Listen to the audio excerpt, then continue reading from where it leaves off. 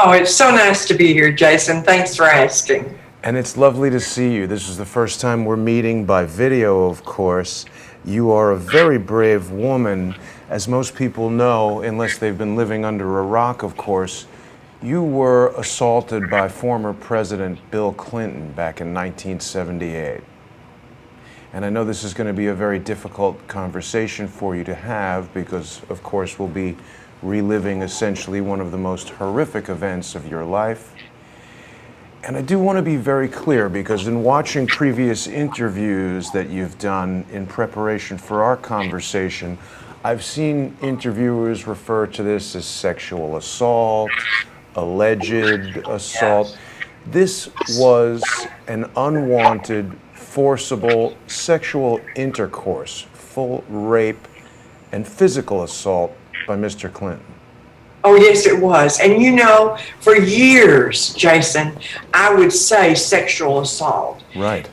Then in 2016, if you'll remember when Sean Hannity was interviewing Trump. Yes. And talking about the New York Times coming out with all of these allegations against Trump. And Sean was saying, Kathleen Willey and Paula Jones and Juanita Broaddrick, are they going to talk about them about sexual assault? And then Hannity said, and then Trump said, rape. I could have fallen out of the chair. It's as though he was talking directly to me. And it sort of gave me the permission to say rape. And it's important. I know it sounds ridiculous, but it's such a horrific word. And I think it's also important for people who are watching now, because there are many people who are in their 20s or possibly even younger who weren't even alive in 1978. And it's difficult possibly for them to understand why you wouldn't have come forward. You were married at the time. It was a very shameful incident. You were blaming yourself in some regards. And this was a man of great power even at that time. He was the Arkansas State Attorney General. And you were fearful of a lot of different things that might happen. Now, of course, you've written a book called You'd Better Put Some Ice on That, which is a quote that Mr. Clinton said after he violently bit you, causing your lip to swell up. That was all he had to say. But I want to clarify, you've always been a businesswoman. You had your own nursing home. You've been financially well off and have not been doing this to get money, as some people would allege. And that's actually an insane allegation because you've been through quite a lot. Yeah, it's, and so many people, say, well, you've taken money for this. And I have no idea what I would have done had I been very poor and was trying to feed my children. So anybody that took money for this, if they had good reasons, I'm not going to blast that. But there's no way I would have taken money for telling my story. Right. Now, very recently, Mr. Clinton has come out, as if You'd Better Put Some Ice on That wasn't an horrendous enough thing to say. Former President Bill Clinton, just a few days ago, came out with what may be the stupidest comment he's made certainly this week.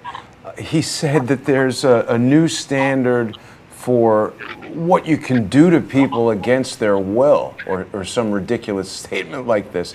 What did you think about this? Norms have changed for what you can do to somebody against their will. Why do you suppose Bill Clinton thinks there's anything that it's okay to do to someone against their will? He acted like he was privileged the day of the rape. He acted like it was something that I shouldn't be upset about. It was his privilege. And it's as though when he went on all of these interviews, it's like he went to sleep in 1999 with that same impression that he had back then and woke up in 2018 to a new world. Right. See, he certainly does seem like a guy who feels that the world is his to do with as he pleases. It must have been quite upsetting for you to watch this man rise to power. Here it is. He's attacked you. he's violated you, and he's lauded around the world as one of the greatest elder statesmen held in such high regard. Yeah, it's absolutely disgusting. 2 or 3 months back, when all the victims came out against, I think his name's Eric Schneiderman, the Attorney General of New Yes. York, and one of them made this comment, and she said, "What do you do when the most powerful law enforcement officer of the state is your abuser?" And I thought, my God, that's where I was long before there was Me Too, long before we were even into this era, you know, of the Me Too. It was frightening. He was the Attorney General. People would say, "Why didn't you go to the police?" He was the police. He absolutely regulated my businesses. The nursing homes were responsible to the Attorney General's office through the governor's office. Wow. He was both, you know, in that amount of time. And I just put my head down, went to work, and tried to become the best business person I knew how to try to forget what happened to me, because there was no way I could have come forward back then. Right, and these are important details, I think, for people to hear, because in the context of 2018, women are obviously much more empowered right now than they were in 1978 or even 1998. And yeah, everything you're saying really resonates. I mean, who do you go to when the authorities are the ones violating your rights? And we've certainly heard quite a bit about that happening. And in your case, it's such a personal and just, I mean, he's assaulted everything, your womanhood, you're physically been assaulted, he's assaulted your integrity. It really is quite terrible. Now, Juanita, I don't know if you've had the chance to see my brief encounter with President Clinton, but I spoke with him at a book signing in Barnes & Noble in New York City, where I asked him about his relationship with Chris Gowan, who is defending Imran Awan, and he smiled quite gregariously and said he doesn't know anything about that. And I've heard in your previous interviews you've commented, Bill Clinton is obviously a very charismatic guy. He smiles, he shakes your hand. He's got a way about him that really does draw you in. Yes, oh, he does. When I first met him, when I was volunteering for his gubernatorial campaign back in '78, you know, he came to my nursing home on a campaign tour. And after we had the photo op, which is the cover of my book, he comes over to me. He's so engaging, and he never lost eye contact. And that was the time that I took the opportunity to say, hey, you know, light bulb goes off. This man's probably going to be our governor. I need to tell him about the horrible conditions of nursing home reimbursement. And so that's how we arranged to get together in Little Rock to talk about my ideas for the nursing home industry. And of course, you were approaching this in good faith as a businesswoman who was concerned about the state of nursing homes there in Arkansas. The book, of course, is called You'd Better Put Some Ice on That, and people can get that on Amazon.com. If you are a Prime member, you can get it for free on Kindle, or it's $17.99 on paperback. And it's important that people read this and understand what Bill Clinton is all about, and maybe gain some insight into at least why he thinks he needs to readjust his assessment of what he can do to people against their will. Now, you've lived in Arkansas all your life, right? Right, yes. So you must know quite a bit about the Clintons and their rise to power through the Attorney General position, the governor position, and Hillary's work at the Rose Law Firm. Have you heard at all about this individual named John Glasgow? No, I haven't. John Glasgow was the chief financial officer of a company called CDI that was a construction contractor that actually built the Bill Clinton Presidential Library. Now, this is possibly a ridiculous question, but have you ever been to the Presidential Library? Yes. You have? Yes. Back when Candace Jackson wrote her book about the Clinton victims, their lives. Candace Jackson is the one that is an assistant to DeVos in Washington. Ah, And she's an attorney. And so this was sort of a publicity thing for her book. And we did go down to the Clinton Library. It was it was hard to do. And if I had it to do all over again, I wouldn't go. I imagine that must have been quite emotional for you to see a monument to your attacker. I mean, very few, well, actually, I don't know the statistics, but of the women that do suffer rape, I would imagine very few of them have to, well, I could be wrong. I suppose many women are raped by people that they know, but to have to see your attacker rise to such status, the President of the United States of America, the most powerful position a man can achieve, it literally is like rubbing your face in it every single day. Oh, it was terrible. There was so much in my life.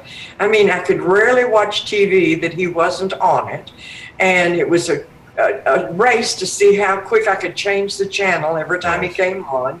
Had to change my church services. I was Episcopalian at the time. And Why did you have to change the church services? because the regular service would do the prayers for the government. And in their prayers, they would say, the President of the United States, Bill Clinton. And I'd have to hear that over and over. But my husband and I decided to switch to the 8 o'clock service where they just mentioned the title and I didn't have to hear his name. And there's just little things like that to try to avoid any kind of mention of this horrible man. Yeah, and it's really sad how it haunted you like that. Now, of course, you testified for the Kenneth Starr investigation that ultimately resulted in sort of nothing happening. Basically, there was an impeachment that amounted to kind of a simple censure of Mr. Clinton. Did you feel at that time like he might actually get any justice, that Kenneth Starr, you interacted with his investigators. What was your impression of their professionalism in their investigation? Oh, they were so nice to me. They were absolutely wonderful in the deposition. But the main questions that they asked me, Jason, were, have you been threatened? And I'd only been threatened way back in '78 by Hillary Clinton. Really? And have you been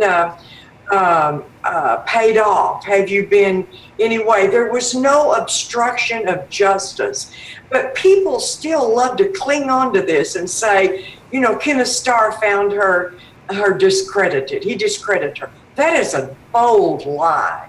I've never been treated so nice as I was, and they were very sympathetic, but also told me, you know.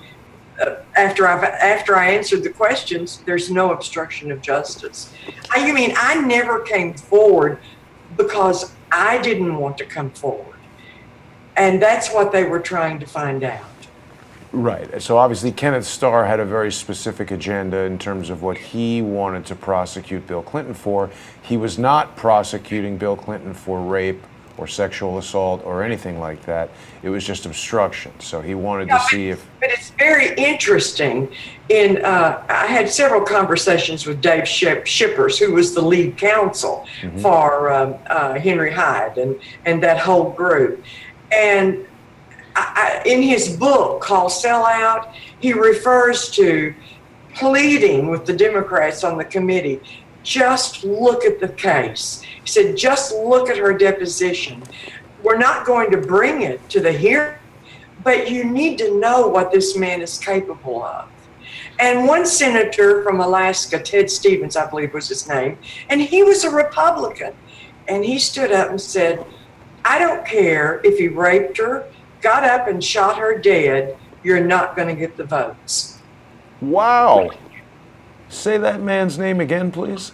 Ted Stevens. I believe he was killed in an airplane crash. Oh. But it's in Dave Shipper's book, how Henry Hyde and Dave tried to get these people. We're not going to bring this to the hearing. Don't worry about that, but just please read it. Not one person read it of the Democrat. Not one. Well, I'm surprised that someone who was on the Clinton side would die in a plane crash. That usually seems to happen to people who go against the Yeah, Clintons. And yeah. there is an extensive Clinton body count there in Arkansas. It's pretty well known among the people in Arkansas that that's fact, right? Oh yeah, and for 40 years I've looked over my shoulder. It's been hard.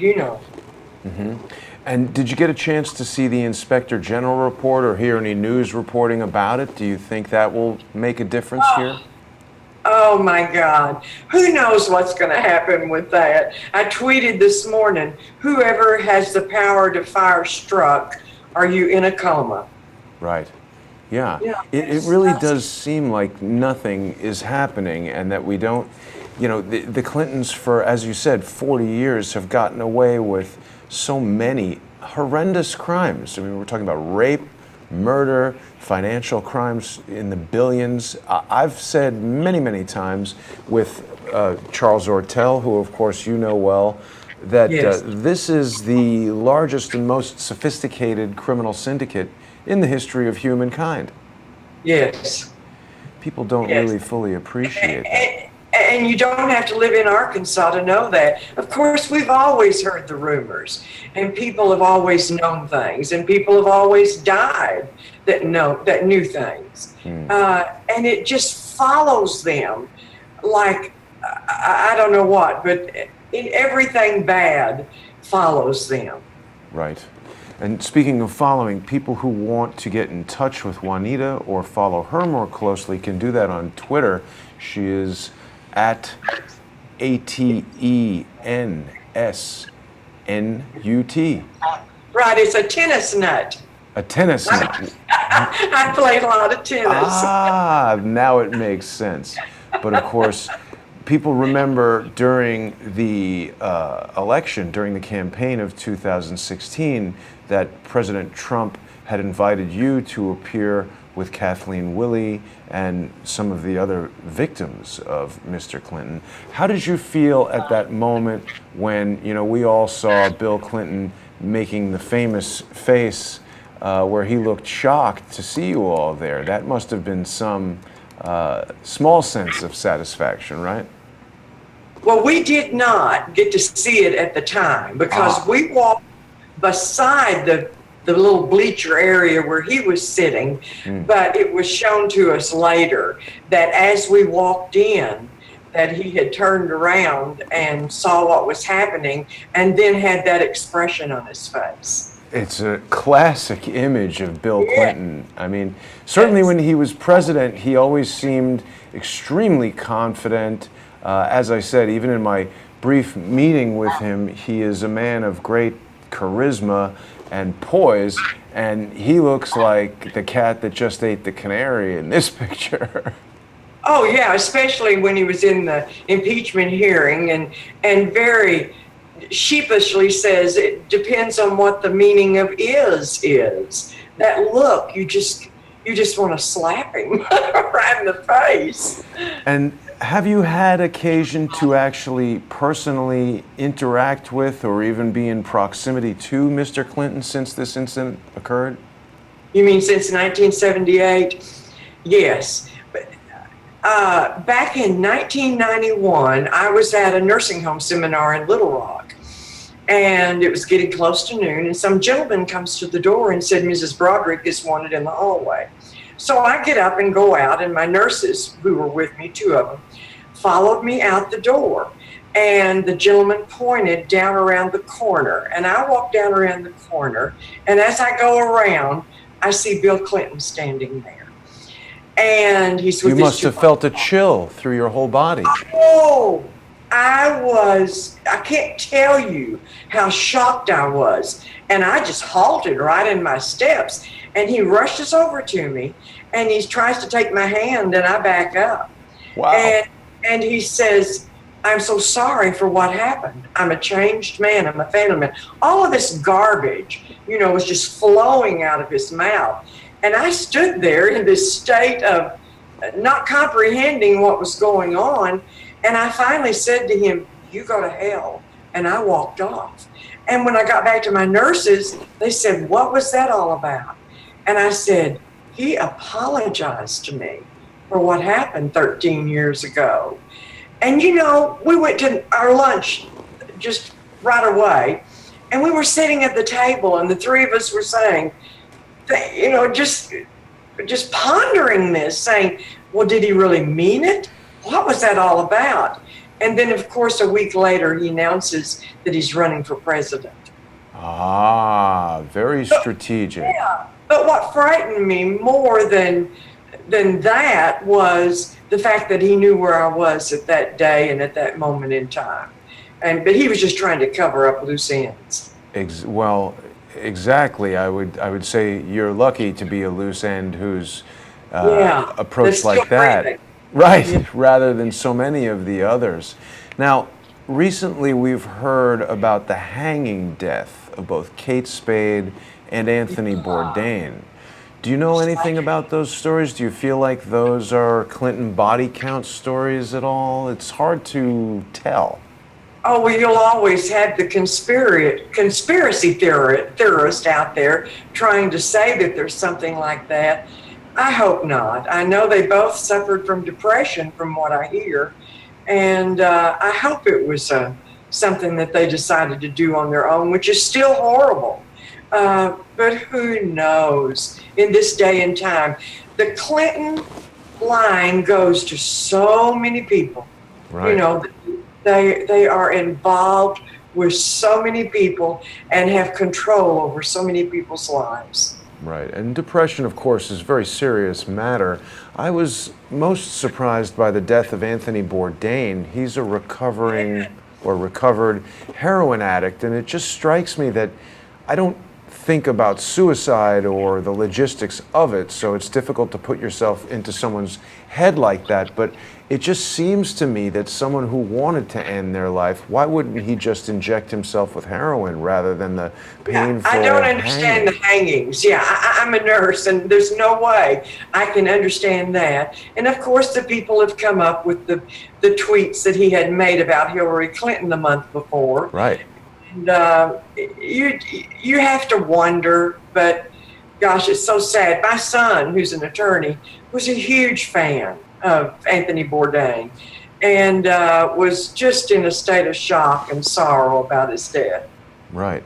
And it's always amazing to me how these things are, immediately they say no foul play is suspected, and he's cremated, and there's no investigation. There was a very strange coroner who worked in the coroner's office there in Arkansas for many, many years. Malik, I think his name was. And he seemed to be quite helpful to the Clintons in terms of declaring things as suicides and preventing any sort of further investigation. It seems like finally, after 40 years, Juanita, we may finally be at the moment where the Clintons may, in fact, face justice. Now, you've had some personal interactions with President Trump. Do you feel like we're about to see the Clintons finally face justice? Oh, I don't know, Jason. I can just hope and pray that we are. But I've been through so many gotcha moments for 40 years, hoping that this would come to be a reality. But I don't know. I'm just hoping. What was the moment in the past where you felt most strongly that it was about to happen? I guess the impeachment, was that? Yeah, I really had hopes for the impeachment and was so disappointed in NBC Dateline holding my interview until after the impeachment was over. I was told that it would be broadcast during the impeachment and how important it was by Lisa Myers. And that was her belief. She really thought that it would be. But for them to have held my interview, I think was so wrong. And I think Lisa Myers did a very good job. It was a fair interview, and she certainly gave you plenty of time to share your story. It was a very emotional interview, of course. But Yeah. I mean, that's a good example of how someone like Lisa Myers is simply a journalist who certainly doesn't have control over NBC. And as I have always said, when we have these multi-million-dollar and multi-billion-dollar news outlets, it's very difficult for the true facts to come out, and for news Yeah. that is protecting people like yourself and individuals out there around the country. It's, this is serving the billionaires. It's got an advertiser-driven agenda that prevents things like this from coming out. So I'm certainly hopeful that President Trump can turn the tide, and that we'll at least see indictments for the financial crimes the Clintons have been involved in. Oh, I am too. I'm really hopeful that he will do something. And that was almost a campaign promise in that second debate that I attended, when Right. he had that great line, "Well, you'd be in jail." We cracked up. Absolutely. I have to tell you, Juanita, I've never been a sports fan, and when I go to restaurants or bars and see people screaming at the television during a sports match, I just can't relate to that. But as I sat on my couch in my house, my apartment, watching you and the other women on that debate, when Donald Trump said that you'd be in jail, I literally leapt off the couch, screamed at the television. We did too. We wanted to stand up and clap. That was why I voted for him. Yeah, it was wonderful. We need to have justice in this country, no matter who the person is. We cannot have individuals who feel that they're above the law, who can go around testing the limits of what they can do to people against their will. It's really important to me that both Bill and Hillary be brought to justice. There's been so much talk about her server and her emails, and we hear, even just yesterday, she had the audacity to tweet out, "Oh, but my emails," as if to minimize it. Can you believe the hubris? I know, and people thought that was so funny. I hope she doesn't think it's funny very long from now. Does it amaze you as much as it does me that people are walking around the country and they think it's totally okay to store classified information on servers that are... I don't think people fully understand the technology of this, and I know you're not an IT expert per se, but Hillary is trying to classify this as just using private email, as if I send a message to you, and she wants to sort of skate over the portion where she's also created her very own private email domain and hosting all of the messages and activity of that domain from a personally controlled server. So when she gets subpoenaed by Congress for that evidence and destroys it, there are potentially no other copies there. It's not like me sending you an email through Gmail where the FBI can go to Google and get the records. This is a gigantic crime, and it's hiding many other crimes. Oh, I know. Just like I said, their crimes extend down into so many other powerful people. Yes. But for her to smash the phones or Blackberries and to acid wash, all of those. Why is this woman not in jail? She's another one who every time you see her on TV, it's got to make your blood boil. And these people are on TV and the newspaper every day. Yeah, she's opened her mouth sometimes a little too much, because after my Dateline interview, I went back into almost hiding. I didn't come out, I didn't do a whole lot. But when she tweeted that all survivors of sexual abuse should come forward and be heard and be believed, and we're with you, that's when I got my grandson to teach me how to use Twitter. There you go. And I have not let up since. I knew I had to answer this woman. Absolutely, and that's why it's important for people watching the program right now to follow Juanita on Twitter and to retweet her various important tweets when the Clintons come out with these type of brazen, sort of nonsensical sound bites or whatever. Everyone should be following a tennis nut on Twitter there, and you can also purchase Juanita's book, You'd Better Put Some Ice on That, to learn some more about the ordeal that she went through. Now, just briefly back on this Clinton Foundation, this thing is part of a gigantic set of financial crimes. Charles Ortel has pointed to information that indicates that the very construction of the William J. Clinton Presidential Library may have hidden millions or tens of millions of dollars worth of theft. Now, people are going to this thing all the time. Can you describe it to us? I've never been there. What is it like to be in the Bill Clinton Presidential Library? I only went on the first floor, just the main area, because after I walked through a little bit of it, I told Kathleen and Willie and I went together. I said, I can't stand this. I have to leave. So I'm not a good person. I just couldn't finish the tour. It was too difficult. It's a really unique situation that you're in because there's never been a more lauded rapist than Bill Clinton. Yes. And for him to come out like he has recently and play the victim card is absolutely disgusting. And to say what he did to Judy Woodruff, that, the norms had changed about what you can do against a person's will. I wonder if the thought of me went through his mind at that time, because I just went ballistic. Yeah. He feels so privileged. I mean, I believe we're looking at the behavior of a psychopath because Yes.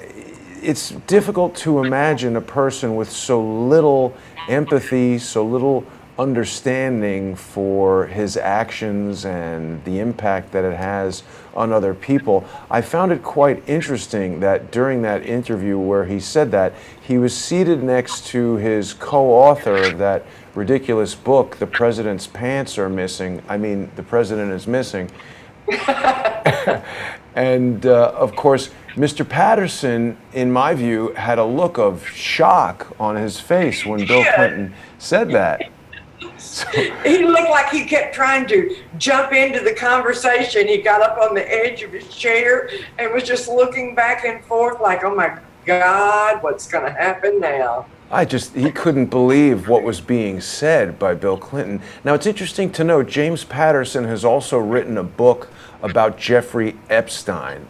Now, what do you think about these stories that Bill Clinton has been on Jeffrey Epstein's jet? He's traveled to this Lolita Island where allegedly underage girls were involved in sexual activity. I mean, this is a man of some really monumental depravity that we're talking about here. What can you say about any of that stuff?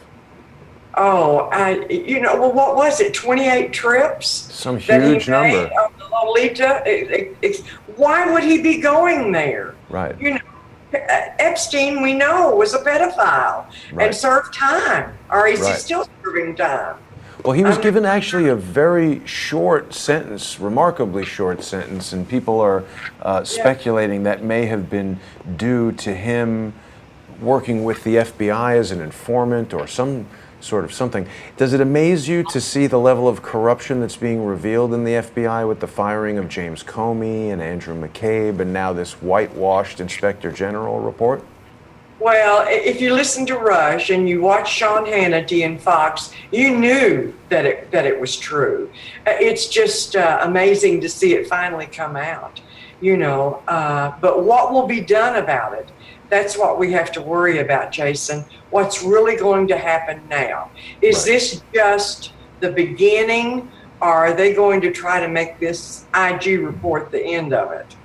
Right. I'm certainly hopeful that this is just the beginning and that there's me too. Far more that we'll see, because it goes to the root of the Clintons' basic demeanor, that they've been doing crimes for so long. It's almost absurd for them to think that there'd be any repercussions. And what about Don Tyson and some of these other Arkansas figures, the Stevens that have been associated with the Clintons? Do you have any interactions with any of those type of people or hear anything about them there in Arkansas? No, you always hear the rumors, but you never, I don't really know too much about those people. The Clintons were very connected, all over. I mean, they were connected to money. Anybody who had money, they were connected to them. And that's what we all knew.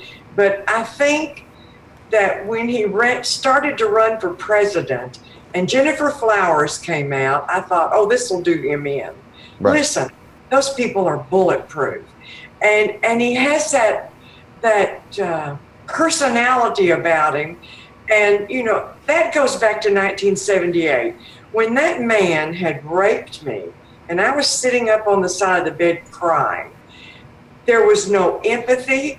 There was no interaction with me except this look of frustration and bewildered. He was like he was bewildered that I was crying. And that's when he made that weird statement to me, don't worry, I'm sterile. I had mumps when I was a child. Whoa. And then goes over, puts on his coat, walks to the door. I'm still blubbering.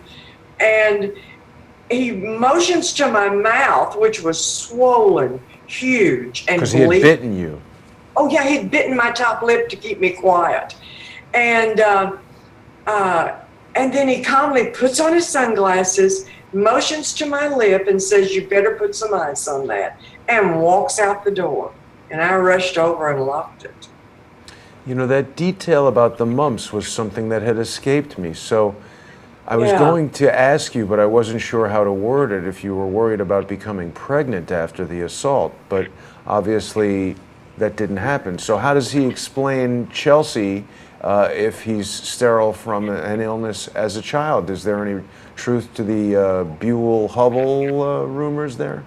Oh, I believe it. I believe it. In fact, when I found out that Hillary Clinton was pregnant, and I'm trying to remember back because I've been asked this before, I remember that she was abroad in Europe somewhere, either in Switzerland or Sweden, and that's when the in vitro was first begun back then. So I just assumed that she had used a sperm donor. Wow. Even back then, I've never thought that he could father children. He was too emphatic with me when he said, I'm sterile. I had mumps when I was a child. And his wife, his mother was a nurse, and she would have nursed him through those times. And I can just hear her, I can't remember what her name was, saying to him, well, you're not ever going to have children. He probably had some complications from mumps. Just like he said to me. But what about Danny Williams? Of course, I'm sure you've seen the story of Danny Williams, the black man. I feel sorry for Danny, but I've never believed it. I believe that something would have come up. He would have had surely some DNA of some kind to prove long before now. Boy, he looks a whole lot like Bill Clinton, and he seems sincere. Yeah, and I do feel sorry for him, but I've just never believed it. Now, I don't know that much about mumps. Is that a side effect of mumps, that it... Yes. Oh, yes, very definitely. You can have what you call orchiditis, where the scrotum swells and destroys the ability to make sperm. Uh-huh. And is it like 100%, or is it possible that, I have no proof, obviously, that Danny Williams... Even being a nurse, I just know that many men back in the era when mumps were so prevalent when I was growing up, that many men became sterile because their disease wasn't handled right and complications set in. And that's the main complications of mumps. But it was just so out of... there I was crying, and he makes that statement to me. And I thought, my God, this man's crazy. Why is he making that statement to me? Well, it's because that's what he's worried about, because obviously a child with him would give you evidence of the assault. So he's setting his own mind at ease and really reiterating that he just doesn't care about you or anyone else at all. No, and that's his persona. Yeah. Wow, it's a really devastating story. Very, very sorry that you've had to endure this, but I don't know. What would you have to say to other women that suffer rape at the hands of a powerful individual? Well, I think the most important thing is to preserve any evidence that you can. First, make yourself safe. You know, that's the most important thing is after the rape, get away from the situation. But before you leave the rape scene, try to preserve anything that you can to prove who raped you. Right. And to talk to somebody. Yes. All of the people like me, I did. I told 5 people. And then, of course, the nurse that found me 30 minutes after the rape that was with me. It's just so important to remember everything that you can about it. Of course, Right. it was embedded in my mind for years. But you've made a great point there. I mean, of course, 40 years ago, people weren't having these types of open dialogues. You wouldn't have been on television talking about this, and certainly we didn't have YouTube and Facebook and Twitter and the internet where independent forums like this could exist. So I think it's a powerful message that you share with young women or women of any age who might suffer this type of fate, that preserving the evidence is critically important. I'm personally shocked that there is a statute of limitations on rape, because certainly even 40 years on, you live with this every day in your Right. heart, in your mind, in any public appearance that you make. You carry it with you everywhere. It seems unfair that your rapist should be able to walk away simply because of the passage of time. Oh, I know. It's like I've talked with other rape victims. I get a lot of emails and messages from people who are suffering, you know, a lot of what I did. And some of them my age that went through what I did back when we were told men will be men, just deal with it. But Wow. it's like it becomes part of your DNA. It's like I tweeted 2 years ago, longer, that it never goes away. You'll go on and you'll have good times and good days, and then all of a sudden it comes flooding back from some cause or another. It's always with you. And do you find yourself becoming emotionally overwhelmed still? Yes. In fact, if I have to go through the rape, you know, and I have to talk about that, it's just like I tweeted, you know, that in interviews I don't talk about the rape anymore. But I tweeted a page from my book that tells you what I went through. You can read it, but I just can't talk about it. You know, I thought I was over that when I did the interview 2 days before the second presidential debate with Aaron Klein and Breitbart. And I had told Aaron, you know, I don't want to go into the rape. And he said, we'll stop. We'll do whatever you need to do. And there I was, 73-year-old woman, going through those details and blubbering like I did when it happened. It never goes away. I'm sorry you've had to go through that, Juanita. Yeah. Well, Thank you. hopefully your strength in coming forward will help other victims, as you've said. And I'm certainly hopeful that we're getting close to a time where Bill and Hillary Clinton will have to answer for their behavior, for their crimes, Me too. throughout the past 4 decades. Me too. Juanita, is there anything else you'd like to share with our audience before we wrap it up for this morning? No, and I appreciate so much being here, Jason. It's so nice to meet you. Likewise, I appreciate you joining me. You're an incredibly brave woman, and I'm delighted to have met you, and thank you for sharing your story with us. I do want to remind people that if they want to learn more about this horrible situation, you can, of course, purchase the book. You'd better put some ice on that. And I apologize, I don't have the book ready. I'm just going back here on Amazon.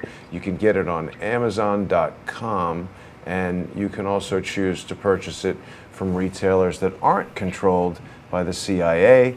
But the book is called You'd Better Put Some Ice on That. It's a very highly rated book, and this is Juanita Broaddrick's recounting of the horrendous rape, not merely sexual assault, but the violent, unwanted sexual intercourse forced upon her by former President Bill Clinton a disgraceful individual by many measures. Juanita, I want to thank you for joining me this morning, and I wish you all the best. Anytime you'd like to come back, please, we'd love to have you. Oh, Jason, thank you so much. Have a wonderful day, and I want to thank everyone for watching. I'll be back later this afternoon with Quinn Michaels.